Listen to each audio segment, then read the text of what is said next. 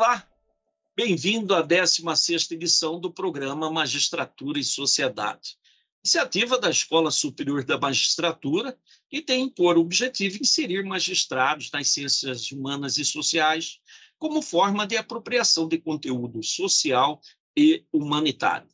Para este encontro, recebemos o professor, doutor, psiquiatra e escritor Augusto Jorge Cury.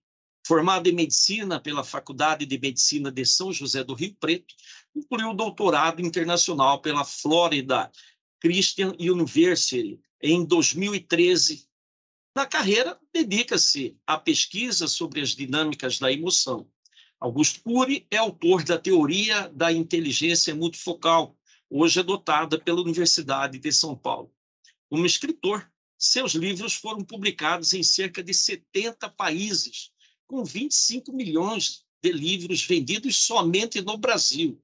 Recebeu o prêmio de melhor ficção no ano de 2009 da Academia Chinesa de Literatura, pelo livro O Vendedor, nesse caso o prêmio pelo livro Vendedor de Sonhos, que foi adaptado para o cinema em 2016. Seja bem-vindo, professor Augusto Cury. Uma grande honra estar falando para todos vocês da Academia de Magistratura.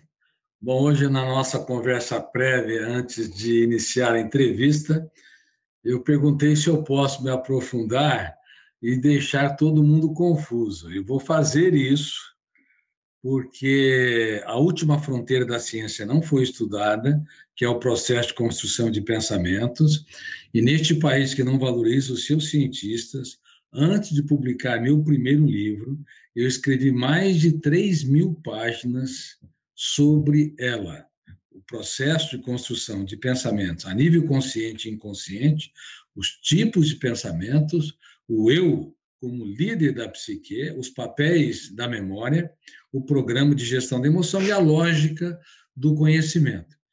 Então, eu estou muito feliz de estar com vocês. Eu vou abordar temas, de fato, profundos, que eu falo, inclusive, para meus alunos do programa de mestrado e doutorado da USP, programa de formação de professores universitários baseados em gestão da emoção, e vamos navegar para áreas que muito raramente nós entramos no mais complexo dos planetas, o planeta mente. Aliás, a felicidade é nossa, doutor Cury, mesmo porque a felicidade não está muito bem-vinda no mundo altamente conectado como o nosso, né? Cheio de problemas, de vicissitudes e tudo mais. Mas, como primeira colocação nesse diálogo, nós sabemos que, ou pelo menos com Albert Camus, que a vida anteriormente se buscava com relação a ela, vamos dizer assim, um significado. E hoje ele acabou fechando o seu pensamento e a sua reflexão, dizendo que é melhor a vida ser vivida sem significado algum, né? E recentemente Pondé deu uma entrevista, né, Luiz Felipe Pondé, um filósofo brasileiro, no sentido de que nem tudo na vida deve ter significado, porque isso nos angustia de alguma forma, né? Apesar de Kierkegaard, de Heidegger dizer que a angústia também tem um processo de fomentação e aí do pensamento muito positivo, né? Em certo sentido ela teria uma positividade, né? E Kierkegaard dizia que a angústia é a vertigem da própria liberdade. Mas, para o senhor, qual o sentido da vida?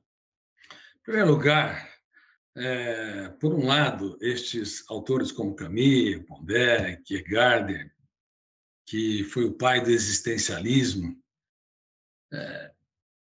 por um lado estão corretos, por outro lado precisa melhorar a observação deles, tem várias coisas que precisam ser recicladas. Uma vida sem propósito é um barco sem leme, é uma história sem aventuras. E não estou dizendo grandes propósitos. Um jovem estudante do ensino médio, ele tem um propósito de se tornar um advogado e um magistrado. Esse é um grande propósito. Se ele tem propósito, ele faz escolhas. Se ele faz escolhas, ele tem que entender que todas as escolhas têm perdas. Ninguém pode conquistar o essencial se não perder o trivial. O trivial, como a indisciplina, a irresponsabilidade, a falta de garra, inclusive a resiliência quando fracassar nas provas, senão ele não atinge os objetivos. Então, para que o ser humano ganhe relevância no teatro da existência, é necessário ter sentido existencial. E, nesse aspecto, se você observar as pessoas que mais conseguiram superar perdas inenarráveis, como perdas de filhos, ou fracassos no relacionamento, ou traições, ou fracassos financeiros, eles se levantaram porque desenvolveram projetos de vida que os controlaram.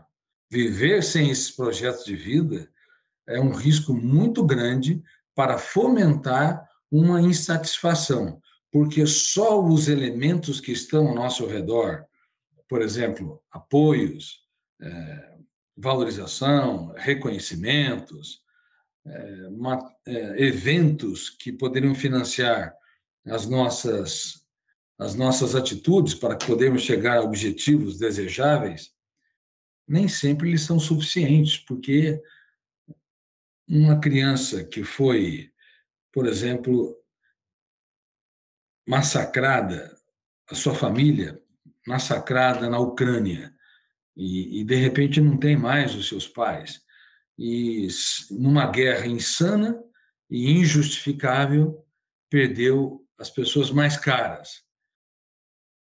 Existe um registro a partir de um fenômeno inconsciente chamado fenômeno RAM, registro automático da memória, que eu chamo de biógrafo do cérebro, que eu tive o privilégio de descobrir e descrever.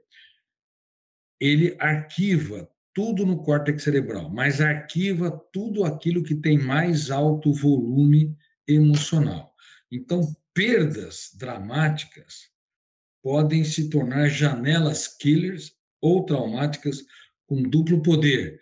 Poder de ser encontrado no meio em meio a milhões de janelas no córtex cerebral e poder de ser lida e relida. Então, a especificidade da capacidade de encontrá-la e a capacidade segunda de lê-la e relê-la faz com que ela seja retroalimentada. Então, a experiência da perda se torna um cárcere mental e não uma experiência isolada traumaticamente.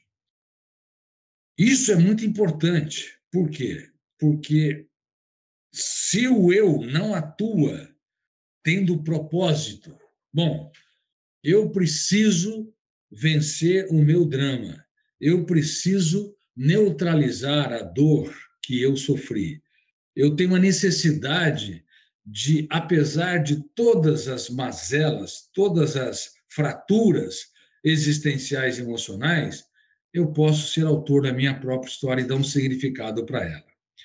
Então, se por um lado os propósitos trazem frustrações, a busca de sentido gera angústia, porque nem sempre eles são atingidos, e, aliás, a maioria não é atingido, mas produz a força necessária para nos retirar do lugar onde nós estamos.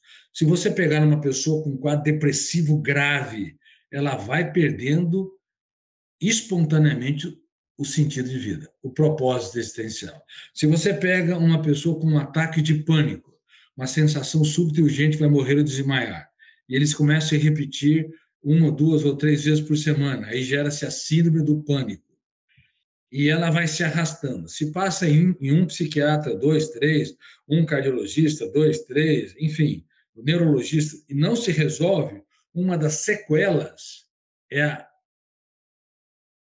o esmagamento do sentido existencial. As pessoas se isolam e desenvolvem fobia social como sequela de uma síndrome do pânico maltratada.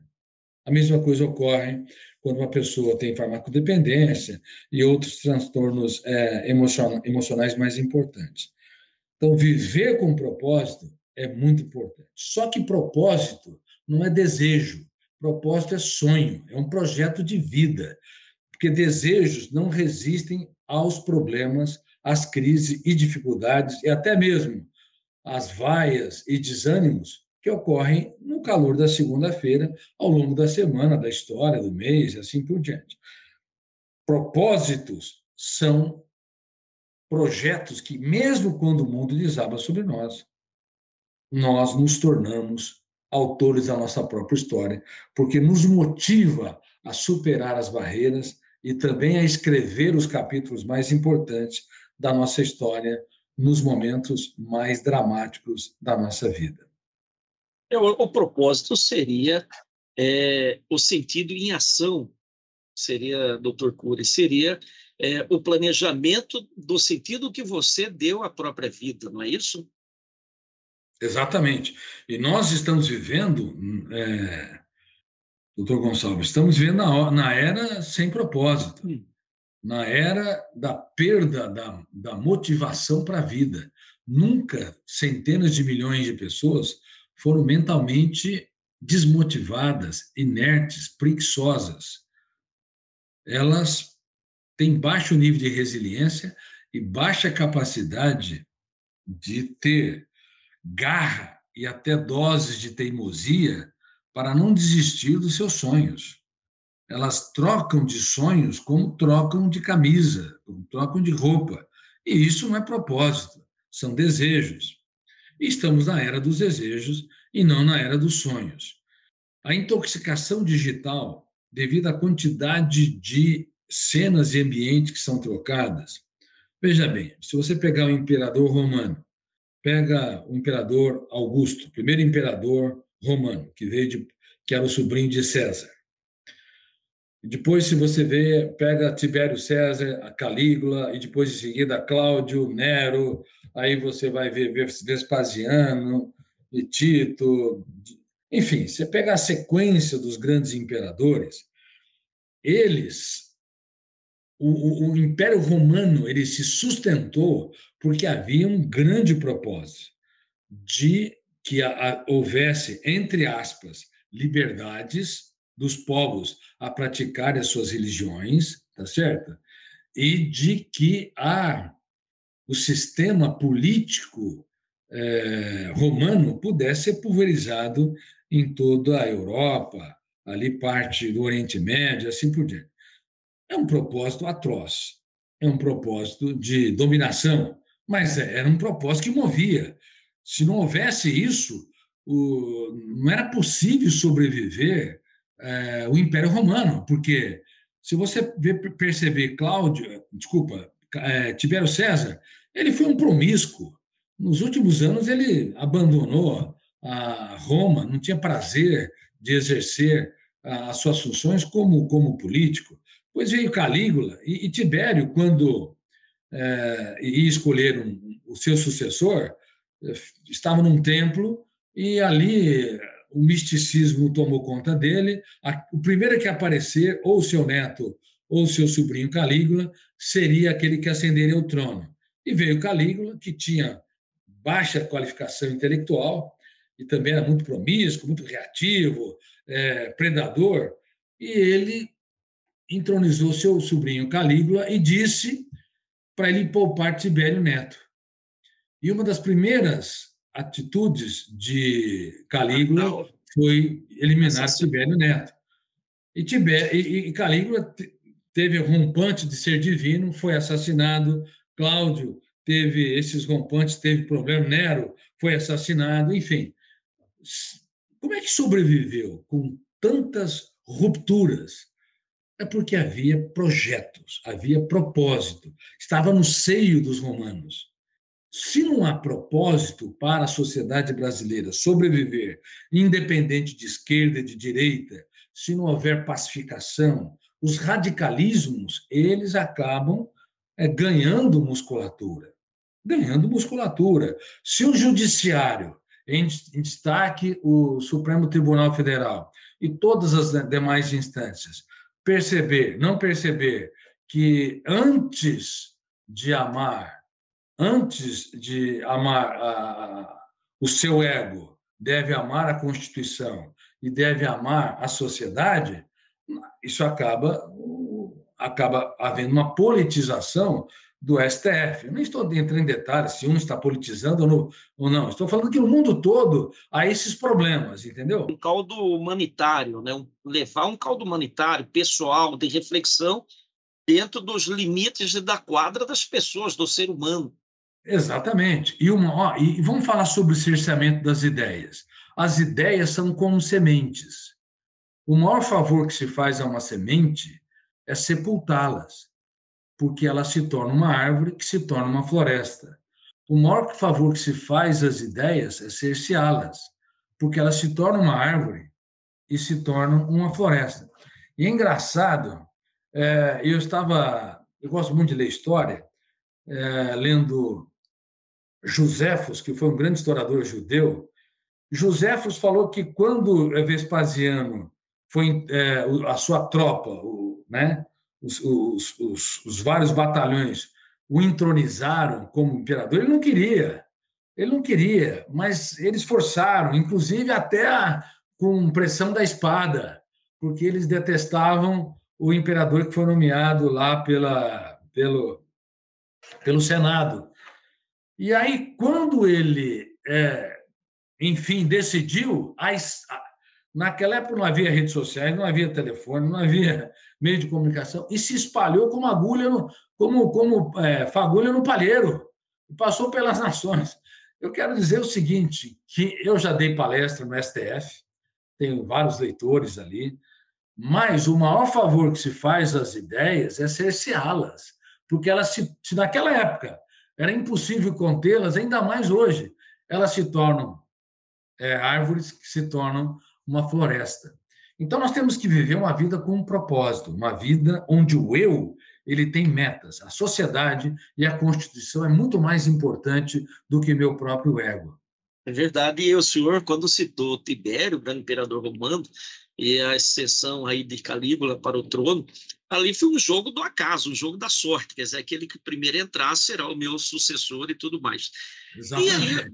E isso me faz lembrar de uma expressão que o senhor utilizou, que a vida é um contrato de risco, em que as cláusulas mais importantes, portanto, elas não estão escritas, não é verdade? Como fazer com que essas cláusulas, as mais importantes, estejam nesse contrato da vida?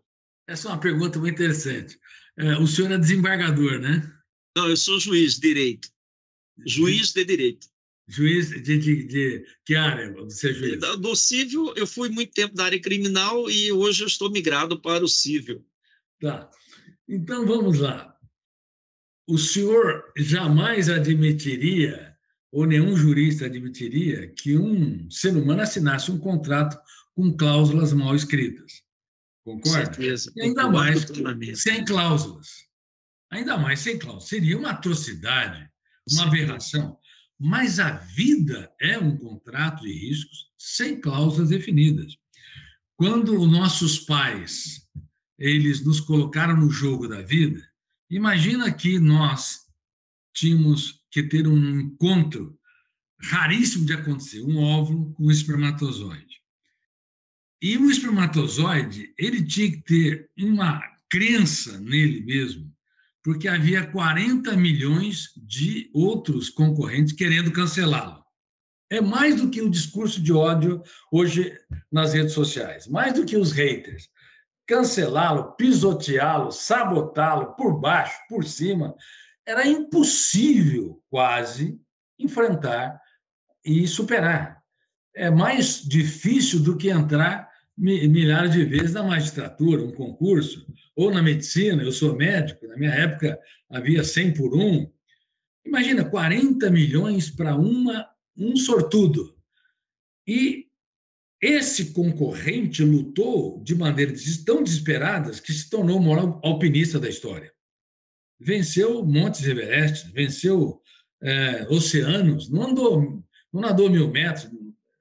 Comparativamente ao tamanho dele, ele nadou ali do colo do útero até a trompa, ou até alguma área do útero, equivalente a vários Atlânticos, a vários Pacíficos, e venceu. E tem milhões de jovens que falam, eu não pedi para nascer. Eles dizem, né, fui colocado no mundo, reclamam dos seus pais, da vida, quando, na verdade, eles lutaram para nascer. E todo jovem deveria saber que, no começo da vida, onde não havia intelectualidade, consciência crítica, construção de pensamentos, geneticamente nada os parava. Esse instinto pela vida fazia parte da historicidade. Aí eles fecundaram o óvulo, nós fecundamos o óvulo, e se fosse outro espermatozoide, não seríamos nós mesmos. A nossa personalidade, nossas manias, nossas características de personalidade. E aí o contrato de risco foi assinado. Como é que vai ser o desenvolvimento do útero? Papai e mamãe vão ser generosos? Vão cantar? Vão acariciar a barriga? Ou vão ter atritos? Vão ter discussões? Problemas para resolver? Uma mente hiperacelerada e preocupada? Aí depois expulso do útero materno para o útero social. É uma expulsão. Olha, você está confortável demais aqui. Vai embora. Quer dizer, não é uma coisa agradável. Nós já começamos esse contrato sem cláusulas definidas e com riscos altíssimos. Agora, comer alimentos é prazeroso? É, mas tem cólica intestinal, porque o intestino não tem a flora, não tem bactérias. Então, ele se contrai, ele se contorce de maneira mais dramática quando nós temos uma gastroenterite. E aqueles bebês todos os dias apresentando aqueles tipos de dores. E nenhuma manta é tão confortável como a viscosidade do útero materno, e assim por diante. Contrato de risco. E, às vezes, ficamos sozinhos, nossas mães têm atividades, nos sentimos desprotegidos, às vezes o escuro nos atrapalha, às vezes a luz intensa também incide nos olhos e nos agride, e uma série de circunstâncias. Agora, quem eliminar os riscos, ele está eliminado do jogo da vida.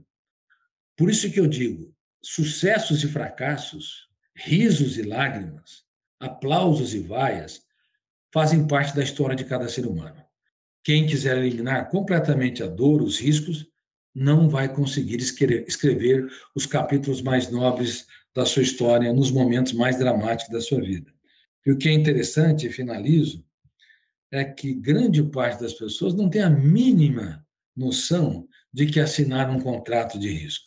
Elas se acham sem sorte, ou azaradas, ou não apoiadas, não amadas. Elas não entendem que as principais decisões de um ser humano são solitárias. Quando eu fazia o ensino médio, eu era a segunda nota da classe. Eu vivia em outro mundo. A segunda nota da classe, de baixo para cima. Ninguém acreditava em mim, ninguém apostava em mim. Eu não tinha, meus amigos diziam, eu era o único na escola. Eu não tinha nenhum caderno. Tinha um caderno para 3 anos e não tinha nada escrito. Se eu perguntar para qualquer um dos meus colegas, eles vão dizer, sorrindo, né, com muita emocionalidade. Aí, quando vamos falar sobre o futuro, quem vai ser, o que vai ser, um queria ser advogado, outro agrônomo, e assim por diante, eu falei, eu quero ser um médico e um cientista. Silêncio geral. Depois vieram os deboches. Aí eu entendi a primeira ferramenta de gestão da emoção. As principais decisões de um ser humano são solitárias.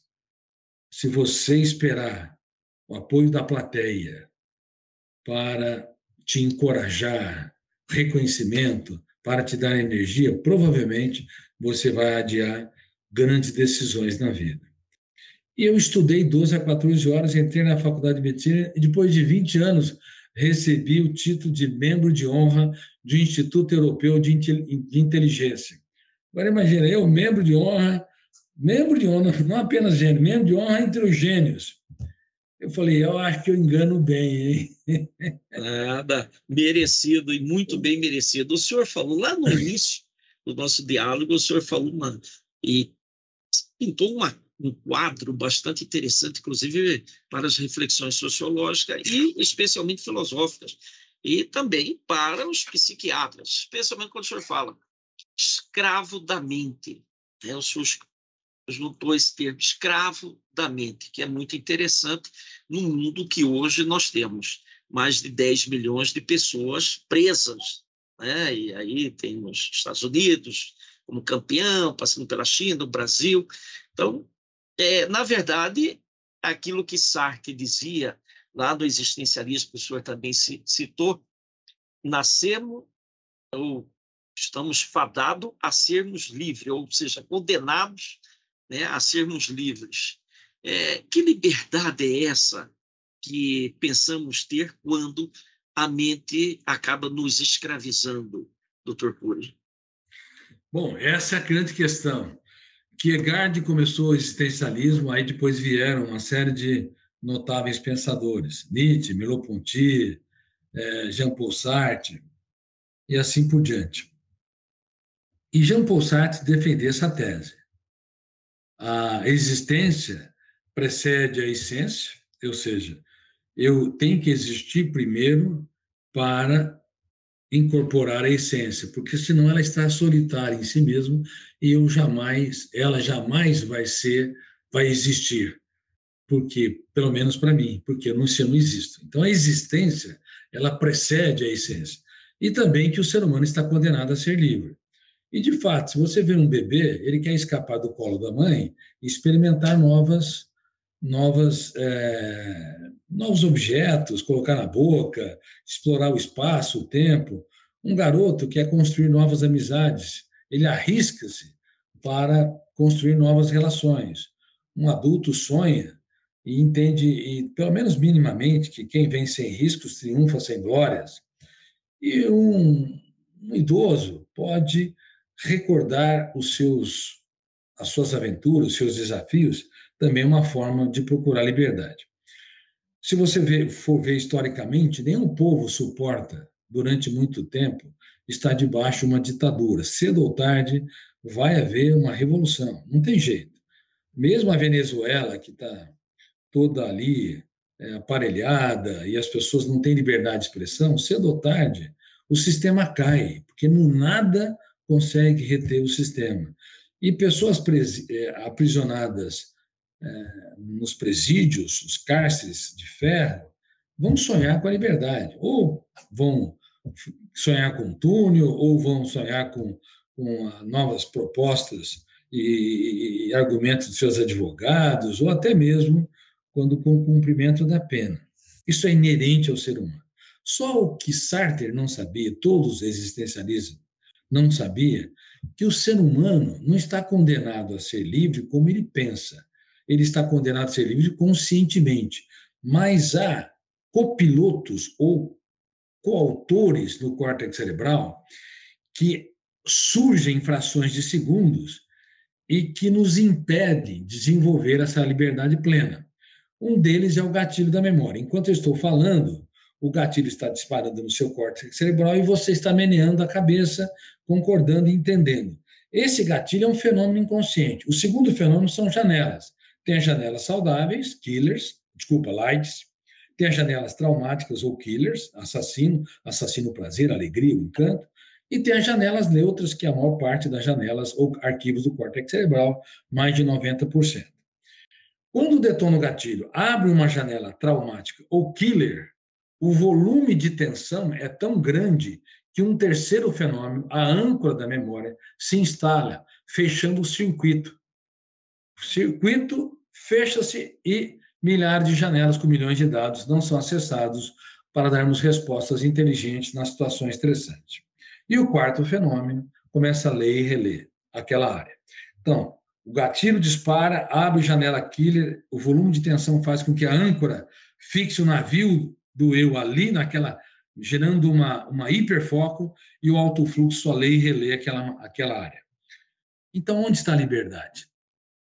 Se nos primeiros 30 segundos de tensão nós cometemos os maiores erros da nossa vida, se palavras que pais jamais deveriam dizer para os seus filhos, você só me decepciona, e não só se decepciona, o filho dá muitas alegrias, ou professores dizem para um aluno que o confrontou, você não vai virar nada na vida, mas o aluno tem várias características, mesmo que tenha péssimas notas, ele é ousado, ele debate, ele é interativo, ele é bem-humorado, ele tem características que pode patrocinar um sucesso. Ele nunca poderia dizer, ele não vai virar nada na vida. Ou um executivo falando para um colaborador, você é um desastre, sempre causando problemas. Mas essas generalizações, que são cárceres mentais, não correspondem à realidade, porque ele tem características nobres que, se nutrida, vão fazer com que ele se torne um brilhante profissional. Inclusive casais, não sei porque estou com você até hoje, sabe por que está, mas naquele momento usa uma palavra dramática porque o circuito da memória se fechou e ele reage de acordo com uma síndrome que eu descrevi e descobri, chamada síndrome predador-presa, que está na base da quase inviabilidade da espécie humana. Por que que a espécie humana faz guerras e nós somos mortais? Uma criança de um dia é suficientemente velha para morrer. Por quê? Por que há tanta discriminação? Por que há tanta violência? Por que que a existência é tão breve? Mas nós fechamos o circuito, esquecemos da brevidade da existência, da fragilidade dela, e agimos como deuses na política. Por isso que eu digo, só é digno do poder quem é capaz de amar mais a sua sociedade do que o seu partido ou sua militância. Devemos ter deuses no judiciário por aí também, viu, doutor Cury? Deve ter Deus. E outra coisa, e muitos colegas seus, tem cerca de 20 mil magistrados, eles têm de perceber que são seres humanos em construção. Muitos magistrados têm medo de falar da sua dor, porque têm medo de ser julgado, criticado, enquanto a matemática da emoção, dividir e aumentar. E tem muitos membros também da política que não pedem desculpas e não reconhecem erros, o que é um comportamento de endeusamento. Tem muitos pais que nunca pediram desculpas para os seus filhos. O ser humano, ele nasce como um ser humano e tende a se tornar divino ao longo do traçado da sua história. Não entende que a vida continua sendo um contrato de risco. Uma pessoa grande se faz pequena para tornar os pequenos grandes. O judiciário, como todos nós sabemos, ele tem algumas demandas bastante complexas e que mexe não só no aspecto político, como no aspecto até da deontologia da magistratura, da ética da magistratura e no universo político como um todo. Então, ser juiz também é uma base bastante pesada em termos emocionais, né, cerebrais e tudo mais. E vem, às vezes, essas emoções muito carregadas, elas desagam num futuro bem próximo em tédio, né? Um tédio intenso. Alguém que se entedia de forma bastante intensa, ele consegue contemplar a beleza da vida? Essa é uma grande questão. Isso é tão importante que eu vou pedir uma coisa para você, se você não se importar. Eu vou colocar até ao vivo no meu Instagram isso. Você se Fica importa? À vontade, fica à vontade. Nossa, eu vou abrir no meu Instagram aqui. É uma honra. Eu vou, assim, dar mais relevância ao teu magno projeto. Estou aqui sendo entrevistado por um brilhante jurista, um brilhante magistrado, doutor Gonçalves. Eu gostaria que você, doutor Gonçalves, que tem esse programa na Escola da Magistratura, fizesse a pergunta novamente, para que, olha, já em minutos, já estamos para mais de 1.000, 2.000 pessoas aí. Olha só, a pergunta dirigida por mim, Gonçalo, juiz aqui de Direito do Estado de Mato Grosso, dentro do programa Magistratura e Sociedade, que teve a honra de estar com este gigante do pensamento contemporâneo, que é o Dr. Augusto Cury. A pergunta é no sentido de que o magistrado, por decidir questões, por vezes, bastante complexas, às vezes ele vai até o infinito do ego e, se essa expressão seria verdadeira, infinito do ego, mas, posteriormente, apesar de vislumbrar dentro dessa característica da vaidade humana uma determinada dimensão, mas lá na frente, no futuro, ele tem uma recaída, e a recaída é o tédio, né? E esse tédio, aquela pessoa que se entedia, né, com bastante profundidade, ela consegue contemplar o belo. Essa é uma grande questão. É tão séria a sua pergunta. Você falou que os magistrados eles têm responsabilidades enormes, decisões enormes, e isso faz com que gere emoções que batem no teto, ou seja, emoções com alto volume. Imagina, decidir a vida de uma pessoa ou decidir um processo litigioso que, por anos, as pessoas tensas, angustiadas, querem resolver. De fato, naquele momento, ele tem uma postura onde a emoção é carregada de um nível de estresse, de um nível de responsabilidade que faz com que ele viva o pico da experiência emocional. Isso, por um lado, é positivo, por outro lado, é muito grave. E vou te dar um paralelo. Às vezes eu treino, quando tenho tempo, esportistas ou celebridades número um do mundo. Pega um esportista número 1 do mundo. Já ganhou, por exemplo, bola de ouro. O Messi, Cristiano Ronaldo. Exatamente. Pega um número. Eu já tive a oportunidade de ajudar esportistas número 1. Eu falei, você já perdeu. No primeiro treinamento de gestão da emoção. Como? Você já perdeu. Por quê? Você já perdeu porque os segredos da felicidade, de uma emoção estável, profunda e sustentável, se encontram nas coisas simples e anônimas. Quando você está no estádio e você tem milhares de pessoas te aplaudindo, naquele momento a emoção vai no pico. E aí tem um fenômeno inconsciente chamado psicoadaptação. Psicoadapta a necessidade de ter cada vez mais estímulos para sentir as mesmas experiências de prazer, e como esses estímulos eles não conseguem manter o mesmo padrão, o que ocorre é que vai diminuindo o prazer de viver e vai se caindo num tédio atroz.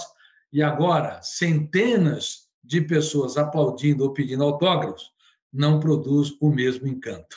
E essas pessoas vão experimentando o entediamento da existência, como eu disse, vão experimentando o cárcere da rotina, sem entender que a rotina é inevitável. 90% do tempo de um ser humano é de rotina, ele faz as mesmas coisas, e se ele não aprender a ver com inteligência, com contemplação, as pequenas coisas como espetáculo aos olhos, como abraçar um filho, ou perguntar, o filho que ele vê todos os dias e que dá sempre as mesmas broncas, ele muda o status quo. Filho, obrigado por você existir. Quais são os seus pesadelos? O que eu posso fazer para te tornar mais feliz? Bom, se um ser humano ele não aprende a contemplar o belo, a regular a sua miopia emocional, eu tenho uma miopia grave do lado esquerdo, astigmatismo, e eu tenho 20 a 30% do lado direito, eu não consigo te identificar. Imagine um escritor que tem grave deficiência. Mas eu quero corrigir a minha miopia emocional. E às vezes eu vejo um garçom que me serve, eu faço questão de perguntar o nome dele, e olha, muito obrigado por ter me servido. Mas você me paga. Não, eu pago o dinheiro, mas eu quero uma outra coisa além. Eu quero o seu sorriso, eu quero que você leve a mensagem para a cozinheira ou cozinheiro que a comida estava excepcional. Eu faço isso porque se eu não fizer isso, não me sinto um ser humano que contempla o belo, porque ser o autor mais lido do Brasil neste século é um risco para mim. É um risco grave. Ser o psiquiatra mais lido do mundo na atualidade é um risco grave, porque meu ego pode ser inflado, eu posso me psicoadaptar a grandes estímulos e perder a capacidade de sentir prazer, como os magistrados perdem, como muitos médicos que lidam com a vida, risco de vida, morte, acidentes, intervenções, aí quando eles vão para a rotina diária, não sabem o que fazer. Não sabe ser um palhaço, brincar com os filhos, rolar no tapete, não sabe olhar para a sua esposa e vê-la como uma namorada. Olha, de todas as coisas que eu conquistei na vida, você é a melhor delas.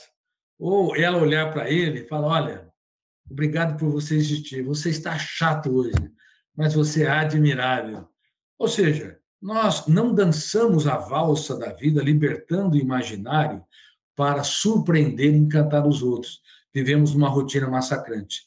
É por isso que eu fiz uma entrevista certa vez na Forbes americana, em Nova York, que saiu rapidamente a entrevista, porque demora às vezes 6 meses, às vezes nem sai, mas saiu em 2, 3 semanas. Eu choquei todo mundo, dizendo que há muitos bilionários listados pelas Forbes que são miseráveis morando em palácios.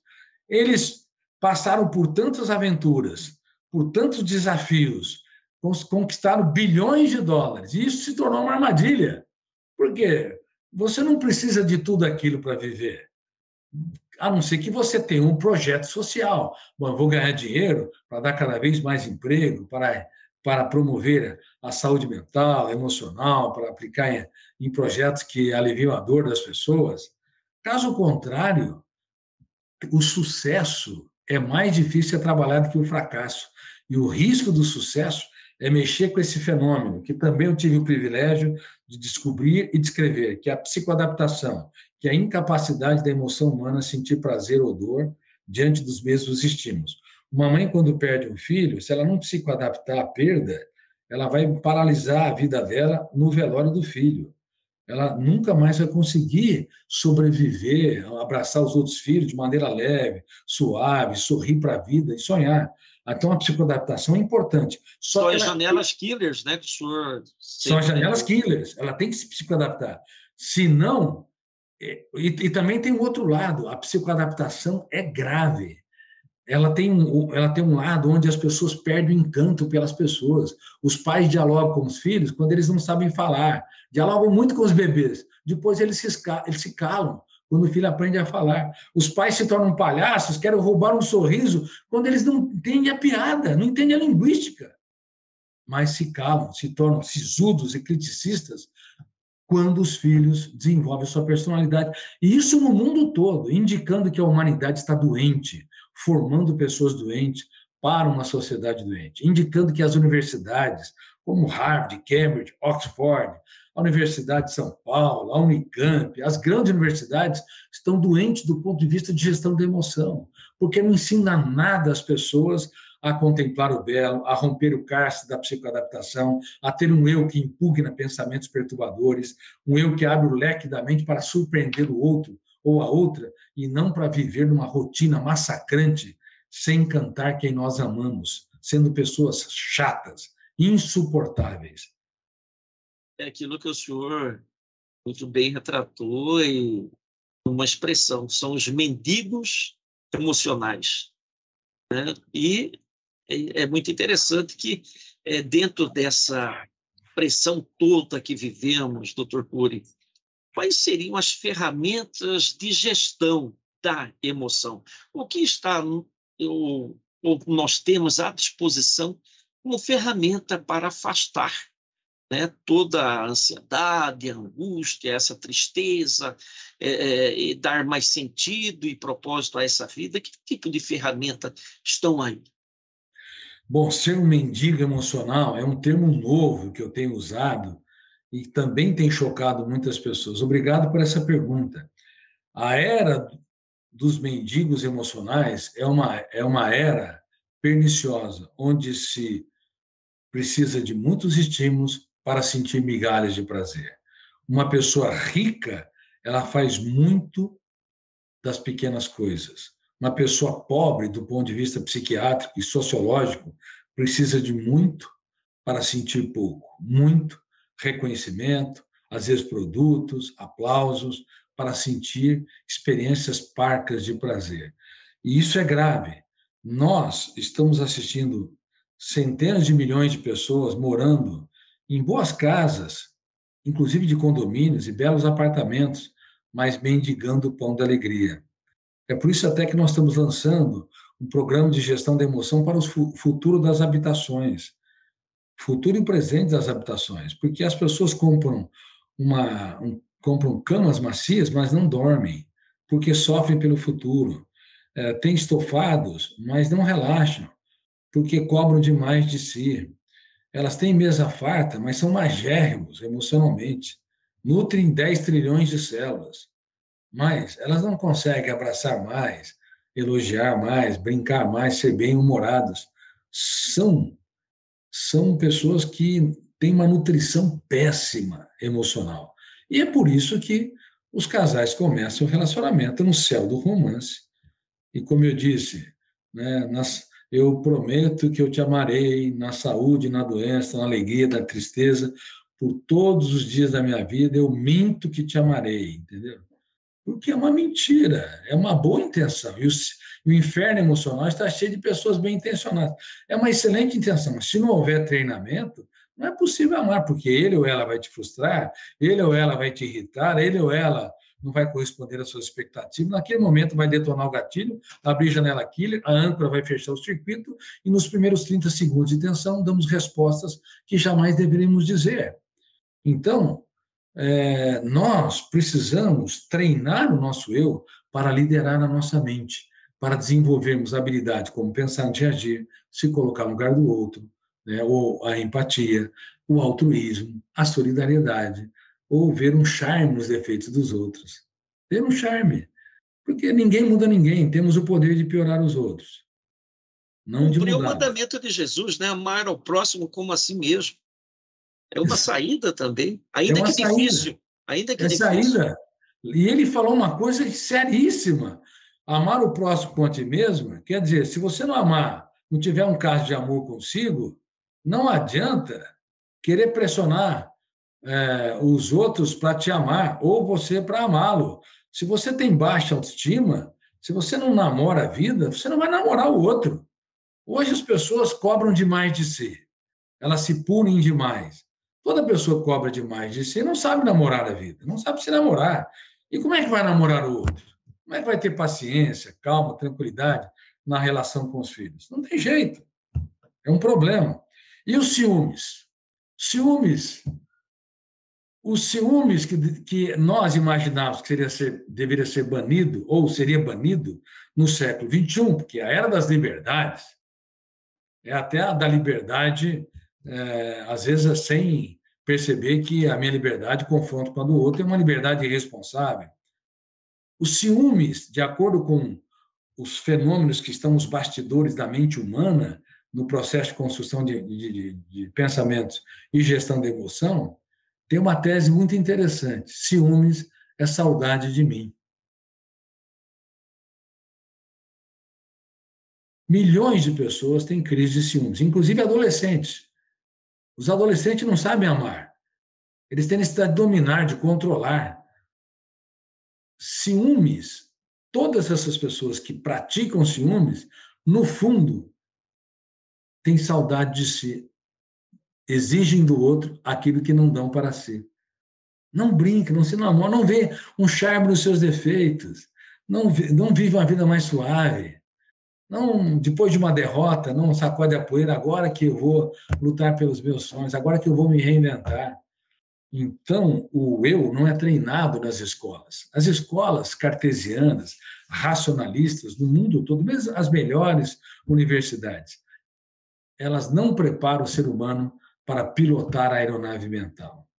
Quem pilota são os 4 copilotos inconscientes: gatilho, janela, âncora e autofluxo. Não prepara para o eu dirigir o script da nossa história. Quem nos dirige são as circunstâncias, problemas e crises. Não nos prepara para sermos autores da nossa psique. Nós, frequentemente, temos ghostwrite, sabe? Escritores que escrevem livros para nós. Não sei se sabia, existem muitos escritores que não são escritores. Eles usaram ghostwrite e colocaram seus nomes, mas não é o livro deles, entendeu? Verdade. E, como eu na apresentação me referi, a teoria da inteligência multifocal, que seria, Dr. Poli?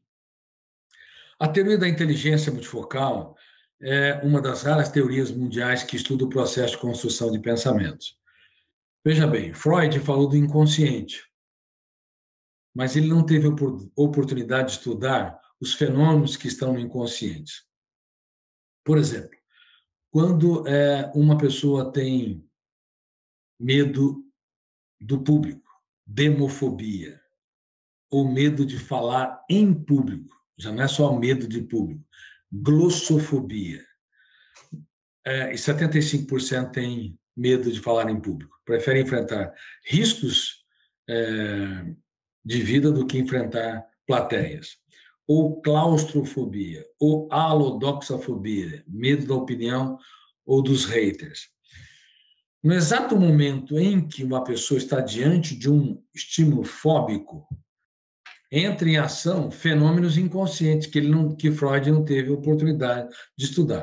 O primeiro fenômeno é o gatilho da memória, ou fenômeno da autochecagem, como eu disse. O segundo fenômeno é a janela killer, ou janela light. Se a janela killer for aberta, a janela errada, então o volume de tensão vai fechar os circuitos da memória. Naquele momento, o Homo sapiens se torna Homo bios. Ele se torna um animal instintivo.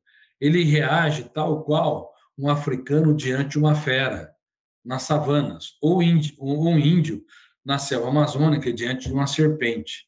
Ele não interessa pensar. Naquele momento, só interessa fugir da situação de risco ou enfrentá-la. Como as pessoas não entendem que nós temos mecanismos, que o primeiro ato do teatro mental é inconsciente, o primeiro ato do teatro mental não é o eu escolhendo os verbos. O primeiro ato não é o eu definindo o substantivo, o adjetivo diante de um estímulo.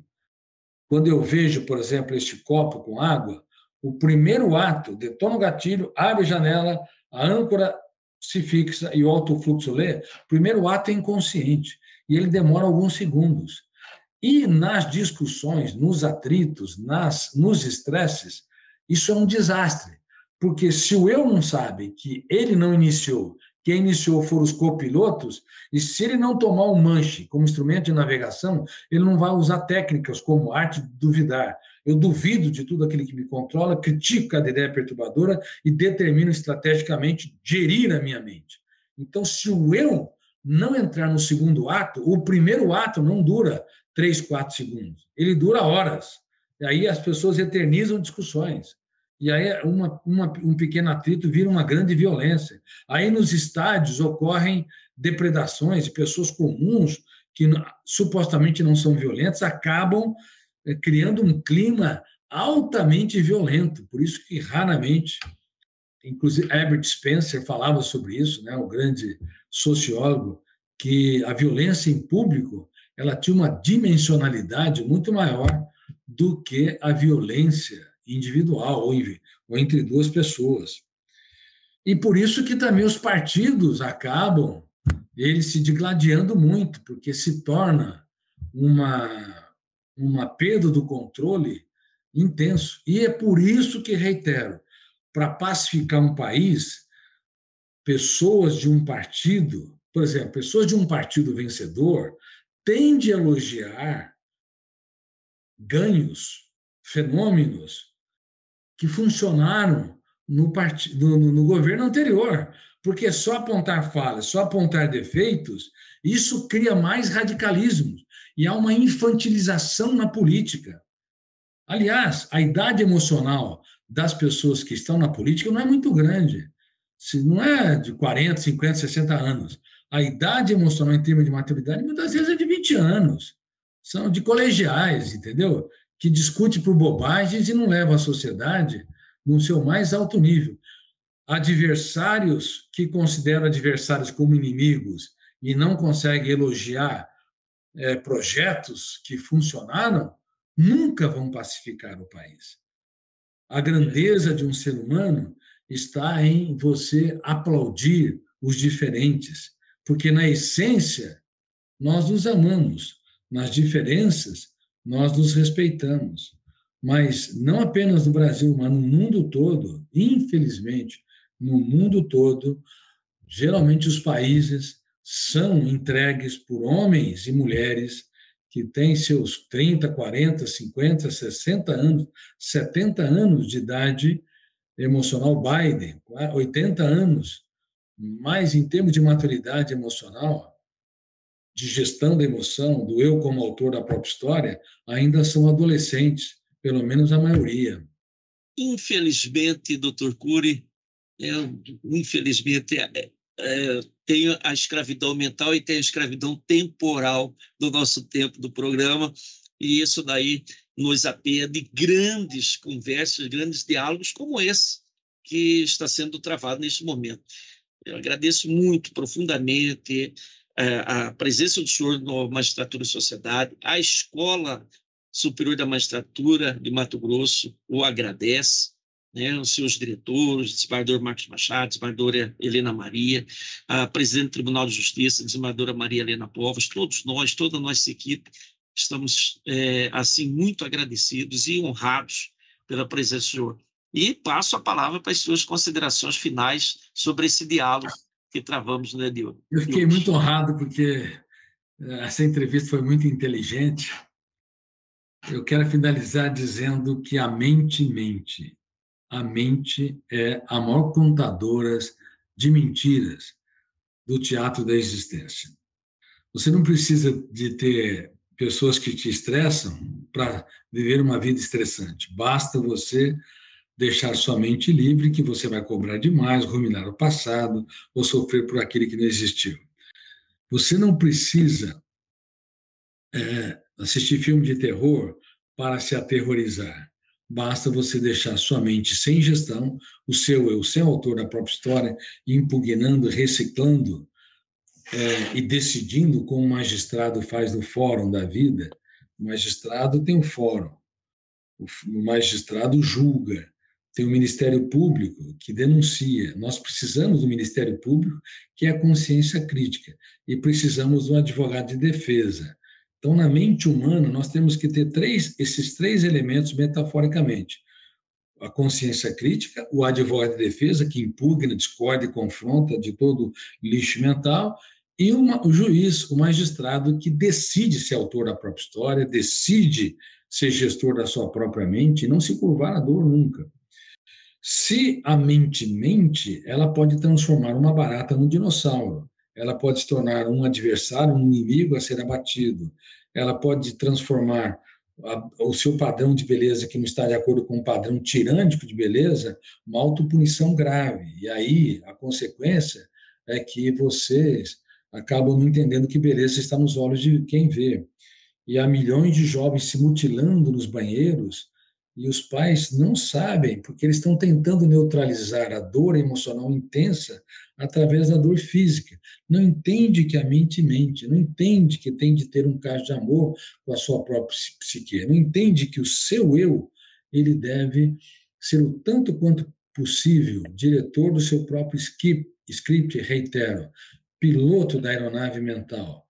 Ele deve ser o magistrado do fórum na mente, ele deve ser também o autor da nossa própria história. Caso contrário, a nossa mente é terra de ninguém. Ela é uma propriedade privada, onde os estranhos invadem com muita facilidade, roubando-nos a paz. Ofensas, rejeições, críticas, nós acabamos comprando aquilo que não nos pertence e vivemos não uma vida tranquila, serena, saudável, contemplativa, mas uma vida estressante e angustiante. E finalizo dizendo que uma em cada duas pessoas tem ou vai desenvolver um transtorno psiquiátrico ao longo da vida. São mais de 4 bilhões de seres humanos. Talvez nem 1% se trate. E porque o tratamento é caro, falta profissionais, porque as pessoas têm medo de reconhecer também as suas mazelas, o que é muito, muito triste. E hoje o que nós falamos aqui foram de ferramentas de prevenção de transtornos emocionais e desenvolvimento da inteligência global e das habilidades para que possamos escrever o nosso próprio script. É um pequeno treinamento, né? Algo que eu faço com os meus alunos e da USP no programa de mestrado e doutorado. Mas muito obrigado, doutor Gonçalves. Um abraço a todos vocês. aí eu me curvo diante de mentes brilhantes como a de vocês. Obrigado, nós que agradecemos, e alunos do senhor todos somos. É isso aí. Encerramos aqui o nosso 16º programa Magistratura e Sociedade e louvamos a todos que assistem também, né, e acessem a página do Tribunal de Justiça de Mato Grosso, está lá no YouTube, a página oficial do nosso tribunal, para ver outros programas também da Magistratura e Sociedade, como outros programas também levados pela Escola Superior da Magistratura de Mato Grosso. Agradeço a essa equipe maravilhosa, sem a qual esse programa também não seria possível. Um abraço a todos e até a próxima. Até a próxima. Muito obrigado.